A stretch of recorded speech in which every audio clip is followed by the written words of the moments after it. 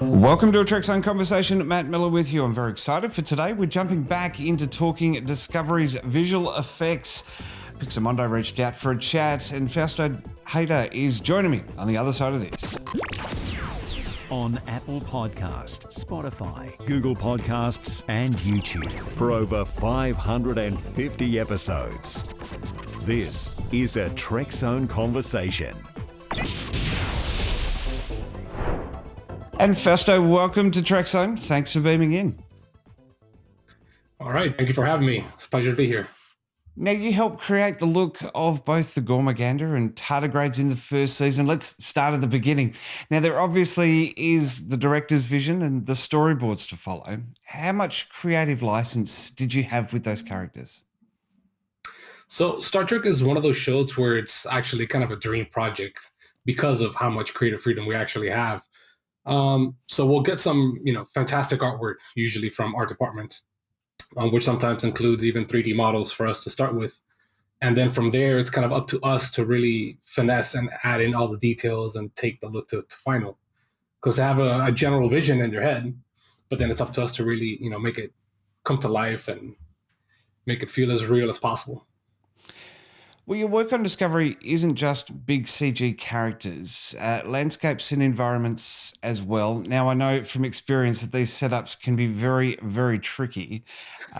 What is the sort of process involved to get everything right? Obviously, there's a truly talented and professional team filming the show, and we'll talk about being on set in a moment. But can you break down how those visual effects are integrated into the edit? Yeah, of course. So, like you mentioned earlier, we'll usually get some kind of artwork or storyboards from production, and then we work closely with the production side VFX supervisor to kind of block things out and kind of guide how they should be shooting things. So once we get those in-house, then we'll start doing previs, and then that previs will generally guide production on the day to shoot things a specific way. What kind of camera angles to avoid. What kind of camera movements, to be doing. And then we can also sometimes do things called post-vis, which means that they'll shoot something on set, they'll give it back to us, and then we go ahead and add a few more kind of, bells and whistles on our end, and then we get that to editorial to help them kind of block things out a little bit better. Now, back in the very early days, locked off cameras were the best. Those green screens, very harsh sort of rotoscoping and stuff like that, if even rotoscoping was there. But nowadays, we can get a lot more sophisticated with motion tracking and not necessarily, we're seeing it a lot in Discovery and the later Star Trek series as well, even with simple things that we see all the time, like transporter effects and stuff like that. We can actually have the movement through all of that. It's a choreographed dance, really, isn't it, between the photography team and the visual effects team, and going into being on set and having visual effects supervisors on set nowadays, isn't it? Yeah. No, it's definitely come a long way from the early days. I mean, nowadays, there's really no limitation to what can be done on set. I mean, it's really just a director's playground. Whatever camera movements they usually want to do, whatever direction they want to head in, we try not to restrict them as much as possible. Sometimes it can get a little bit tricky depending on location and what needs to be done to the shot. But for the most part, it's, kind of anything goes. And we've established a fairly, well thought out workflow now for things like transporter effects or anything like that. So it's not a huge problem. And back in the old days of compositing, visual effects were real effects. There's so many documentaries online about the creation of the ships as models, blowing them up physically, particle effects. The transporter effect in itself was some glitter as well. Now it's all in the computer. How do you take that, what was, and bring that forward to the 21st century? So there's definitely a lot of respect for, the original material, because Star Trek is a well-beloved franchise. It's got a huge fan base. So we always have that in mind whenever tackling these kind of things, because we don't want to upset anybody. We know, fans can be pretty stubborn for what they like. So, we reference a lot of what's already been done and kind of use that as a base for what we're doing, especially for things like ship. There's a certain design language that we have to follow, things like paneling, and Star Trek in general. It's a much more clean looking universe than something like Star Wars, where everything is very gritty, very dirty and used. Star Trek is much more finessed. It's cleaner. It's a little bit more sleek in general. So that's something we take into account every time we tackle one of these ships or one of these vehicles. Well, your efforts on the final battle sequence of season 2 between Section 31 and the Starfleet Armada earned you an Emmy nomination. How does that feel to get that recognition? It was amazing. Honestly, it was probably one of the biggest highlights of my career. That said, it wouldn't have been possible without the incredible team we have in house. I mean, everybody worked their butt off to get that done on time, and just to get it to look the way it did. So that was pretty remarkable. And then just being there at the Emmys themselves, that was a complete game changer. In a pre-COVID world, of course. Yeah, I was about to say, thankfully, it all happened before, COVID came about. But yeah. Well, COVID's one thing that I wanted to chat about because it's obviously changed up the way pretty much everything is done now in the world. But for visual effects, I guess, and editing as well, Discovery, obviously, season 3 managed to continue through the pandemic and the lockdowns, moving equipment home. How did Pixamondo cope? Was there still the backlog of work to get done? How did it all get through the stickiness, as it were? Yeah, so, I mean, everybody was pretty surprised how smooth it actually went. From one week to the other, everybody was working from home. The studio was on complete lockdown. The whole city was on lockdown, so we had to make the best of it. A lot of people had already, pretty good workstations at home that they could work with, and then we just use a VPN to log into our workspace and then work from there. And then those who didn't, we just, take the machine from work and use that. But it was actually very, very smooth process. At the beginning, there was a little bit of a learning curve, obviously, because everybody had to get used to working from home and all the distractions that come to that.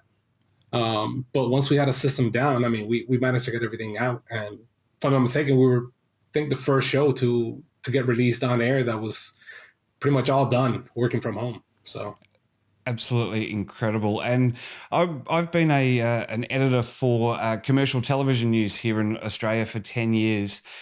And it's always been the job, editing, post-production, graphics, all those sort of things. It's always been the job where it can't be done from home. And this whole big move to working from home for everyone else, say in the industry, sales and traffic and all these other sort of departments. But the newsrooms and post-production was always left on station and said it can't be done anywhere else. I think the best thing out of the pandemic was proof that it could be done at home. And now I reckon we should have the flexibility to do it even once everyone's vaccinated and COVID's no longer a big deal. Yeah, no, I 100% agree. I mean, we're seeing that productivity is actually even going up because a lot of time gets wasted just traveling to and from work. That's easily 2 hours a day that you're wasting on commute, some people even more. Especially so having that time to just kind of be at home, it's hard to find an excuse not to work because it's so easy and so convenient to just, okay, let me get on the computer real quick, a couple little adjustments. Next thing you know, it's like 10 o'clock at night. You're like, okay, I should stop.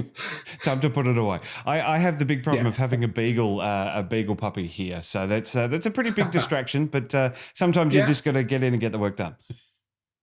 Yeah, definitely. Tell me about it. I have a little Frenchie at home as well. And yeah.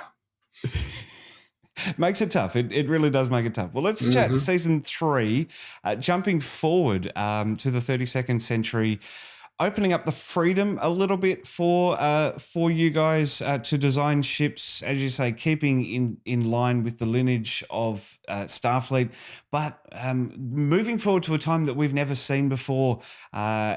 Was that a freeing experience to be able to sort of do your own thing a little bit? Yeah, definitely. I think that was actually one of the most exciting things for us is moving forward to a future that we haven't seen before and getting to explore what that looks like in both, design and just kind of stage and everything. So we would always get artwork from the art department, and they did a fantastic job. And then it was up to us to really step that up even further and make it look as real as possible, finessing, adding more details where needed. But it was great to explore these new designs and these new ships and just how sleek everything is in this very modern era of Star Trek. Absolutely. Well, let's jump forward to the 4th season. Obviously, a lot of things still under wraps as filming continues, but you've helped guide the show towards a new filmmaking era, with filming commencing on Pixarmondo's LED volume stage. And you're one of the on-set video virtual production supervisors. There's a few words there on my auto cue. What does all of that mean and entail? Wow. Okay. So this 4th season is it's pretty incredible what we've been able to do. So I've supervised a couple of the shoots on set, and then we have a whole team dedicated to just the virtual production side of things, and they're doing like amazing things. So we're taking what would traditionally be done after the fact, after the show's been filmed, after everything's been wrapped, and now we're moving things before the show even starts. So we're getting artwork much earlier, working with production and the VFX soup on the client side much earlier, and kind of discussing what's going to be needed for when they actually start shooting. And so we're leveraging the power of game engine, Unreal, and kind of building everything inside of that so that we can actually put it up on the stage, LED wall, and get some pretty gnarly looking environments that you're going to be seeing in this upcoming season. I don't want to spoil anything yet, but it's pretty incredible. We've pushed it to the limit for sure. And we have what's now the biggest stage in all of North America, built here by Pixarmondo. So it's pretty cool. Oh, wow. The Mandalorian sort of pioneered the way forward with this, showing what could be done in these virtual sets. I guess that it's a lot. Is it a lot better from a VFX standpoint to integrate the lighting and the characters and the real aspects with the virtual aspects? Is it a lot better than say green screens? Oh, absolutely. I think it helps everybody out. I mean, especially for actors, now they don't have to kind of make things up in their mind. They're actually seeing what they should be reacting to. They actually have, a proper line of sight. They actually can see the environments. So, and then from a filming standpoint, we actually get proper lighting now. And let's say we want to rotate a set so that we're, doing a 180. It now takes only 5-10 minutes as opposed to a couple hours or sometimes even a couple of days, depending on the set. So it's really made that whole process much easier and faster and economically better for everybody to work with. And I guess too that you don't have to quite think. One of the biggest things when I did a shoot entirely on green screen was having to think about, as you mentioned, the line of sight and the perspectives. Is the camera in the right angle? Are they doing all those sort of things? Yes. Now, obviously, there's a professional and dedicated team to who do this for a living, rather than me dabbling in short filmmaking. But it's still a very big thought process and something that you really only know works when you get it into the edit and composite everything together. So I guess having this LED wall, having the biggest set in North America now, has to be an awesome thing, and is just going to open up how shows look and feel. Are we going to get, say for someone like me in the industry, am I going to notice a big difference in the way that everything comes together? Oh, absolutely. I definitely think so. I think it's going to become standard practice, just like green screens were standard practice for all these things. Having the LED stage is not going to be the normal. And even then, if we do need a green screen or a blue screen, it's only a matter of seconds to get it up on there, and then you'll have the most perfect green screen you'll ever have, and as many tracking markers as you need. So it makes that process even easier as well. So yeah.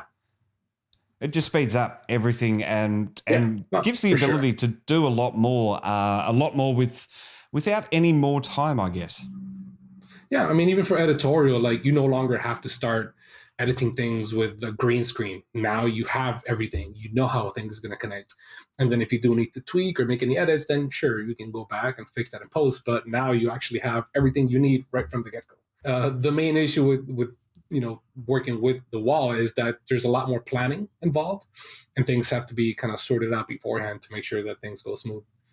But that only makes things better. If there is a mistake that's not picked up until post, obviously with green screen, we can just fix that in post, as it were. Yeah. What's the process with the LED wall? Is it back to a reshoot for second unit or something like that? Or is there another way of being able to recomposite the image? Unfortunately, that just means a lot of rotoscoping for some poor artists. Oh, wow. Okay. Yeah. So the pressure is really on the it's- on-set supervisor to get it right. Yeah, definitely. Yeah, definitely. So we have to make sure we talk things very thoroughly with production and ourselves to make sure things go smooth. Fantastic. Well, it is very exciting times ahead. I cannot wait for the fourth season to premiere. Fausto, thanks for having a Trekzone conversation today. I really appreciate it. No worries. Thank you guys for having me. It's been a pleasure.